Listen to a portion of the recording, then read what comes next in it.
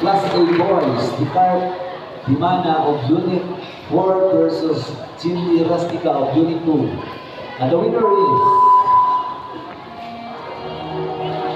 blue corner due to disqualification.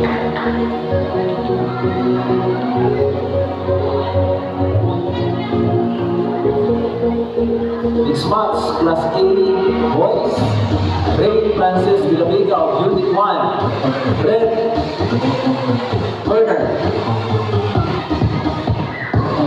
and Paulo Pilayo of Unit 4.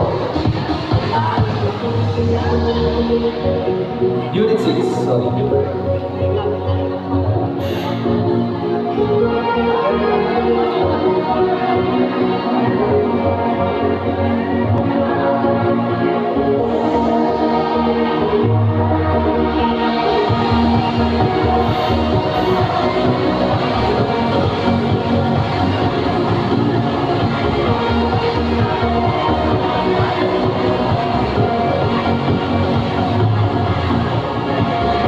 Coaches at Pisilat, pag-interview sa Dalanggam, listen ha, pag-interview sa Dalanggam, hormat ka mo sa wasip or referee.